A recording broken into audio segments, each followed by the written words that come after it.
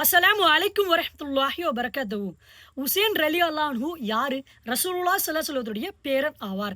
இன்ஷா அல்லாஹ் உசேன் ரலியல்லாஹு பத்தி நம்ம கண்டிப்பாக தெரிந்து கொள்ள வேண்டும். இன்ஷா அல்லாஹ் நீங்க மத்தவங்களுக்கு ஷேர் பண்ணுங்க. அது நன்மை அல்லாஹ் சுப்ஹானஹு வ தஆலா உங்களுக்கும் எனக்கும் அளிப்பானாக. ரசூலுல்லாஹி ஸல்லல்லாஹு அலைஹி வஸல்லம் சொல்லியிருக்காங்க, நான் தான் உசேன், உசேன் தான் நான். என்னுள் உசேன் இருக்கிறார் என்று சொன்னாங்க. ரசூலுல்லாஹி ஸல்லம் ஒரு வாட்டி தூங்கிட்டு இருக்கும்பொழுது உசேன் ரலியல்லாஹு அன்ஹு ரசூலுல்லாஹி ஸல்லல்லாஹு வயித்துல படுத்துக் கொண்டிருக்காங்க. அந்த நேரத்துல பார்த்தீங்கன்னா அல்லாஹ் ஜிப்ரீல் அலைஹிஸ்ஸலாத்த அனுப்புறான். ஜிப்ரீல் அலைஹிஸ்ஸலாம் உசேன் ரலியல்லாஹு அன்ஹு இப்படிதான் மரணிப்பார்கள் என்று ரசூலுல்லாஹி ஸல்லல்லாஹு சொல்றாங்க. கையில இந்த மண்ண குடுக்குறாங்க. இந்த மண்ணுல தான் இடத்துல தான் மரணம் அடைவார் என்று சொல்றாங்க. ரசூலுல்லாஹி ஸல்லம் அழுறார், அழுது கொண்டே இருக்கிறார். உசேன் ரலியல்லாஹு அன்ஹு காலத்துல பார்த்தீங்கன்னா ஆட்சி செய்யக்கூடியவன் ஒரு கொடூரக்காரனாக இருக்கின்றான் அந்த தலைவன். ஆட்சியே புடிக்கல அங்க கூடிய மக்கள் அவன் செய்யற ஆட்சிய. இதனால அந்த மக்கள் என்ன செய்றாங்கன்னா, உசேன் ரலியல்லாஹு அன்ஹுவுக்கு கடிதம் அனுப்புறாங்க. அதிக அளவுல கடிதம் அனுப்பிக் கொண்டே இருக்காங்க. இத பார்த்து உசேன் ரலியல்லாஹு அன்ஹு என்ன பண்றாங்கன்னா, இத எதிர்த்து தன்னுடைய குடும்பத்தார்களை சேர்த்து 72 பேர கொண்ட அந்த ஆட்சி செய்யக்கூடிய அந்த இடத்துக்கு போறாங்க. போறதுக்கு முன்னாடியே அங்க இருக்கக்கூடிய அல்லாஹ்வுடைய நல்லடியார்கள் இருப்பாங்கல்ல, அவங்க உசேன் ரலியல்லாஹு அன்ஹு தடுக்குறாங்க. "நீங்க வராதீங்க. இவன் கொடூரக்காரன். இவன் உங்கள எதனா பண்ணிட போறான்" அப்படின்னு சொல்றாங்க. இல்ல கேட்காம ஈமான் உள்ளவராக உசேன் ரலியல்லாஹு அன்ஹு என்ன பண்றாங்க, எதிர்த்து போறாங்க.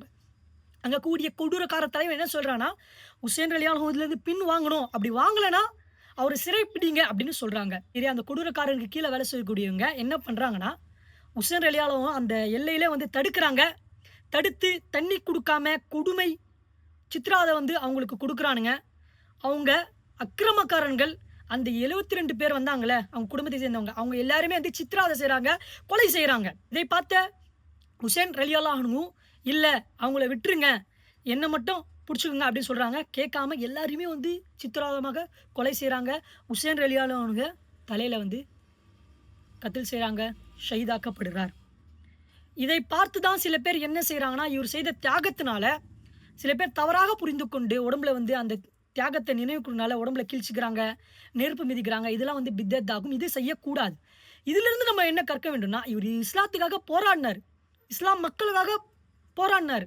இவருடைய ஈமான் பலமாக இருந்தது. அல்லாஹ்வுடைய பாதையில இவரு அல்லாஹ்வுடைய சத்தத்த ஃபாலோ பண்ணார். வீர மரணம் அடைந்தார். இதை தான் நம்ம கத்துக்க வேண்டும் இன்ஷா அல்லாஹ். அந்த தலைவன் கிட்ட அவனுடைய தலை கொண்டு போது, "நான் இவர மன்னிச்சு விட்டுருப்பேன். ஏன் நீங்க இந்த மாரி செஞ்சீங்க?" என்று தன் கீழ வேலை செய்றவரு சொல்றாங்க. அவருடைய முகத்த பார்க்கும்போது ரசூலுல்லாஹி ஸல்லல்லாஹு அலைஹி வஸல்லம் முகத்தையே பார்க்குற மாரி இருக்குன்னு அந்த கொடூரக்காரன் சொன்னான். அது யார் அவரு வெட்டுனாங்களோ அவன பார்த்து சொன்னாங்க, "உனக்கு நாசம் உண்டாகட்டும்" என்று சொன்னாங்க.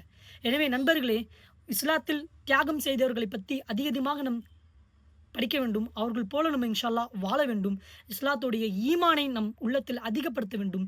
இன்ஷா அல்லாஹ் அல்லாஹ் சுப்ஹானஹு வ தஆலா நம்மளுக்கு ரசூலுல்லாஹி ஸல்லல்லாஹு அவருடைய குடும்பத்தாரையும் மறுமையினால் என்று இந்த 2 கண்களாக இன்ஷா அல்லாஹ் பார்க்கக்கூடிய அந்த பாக்கியத்தை அல்லாஹ் நம்மளுக்கு தருவானாக. பாரக்கல்லாஹு ஃபீக்கும்.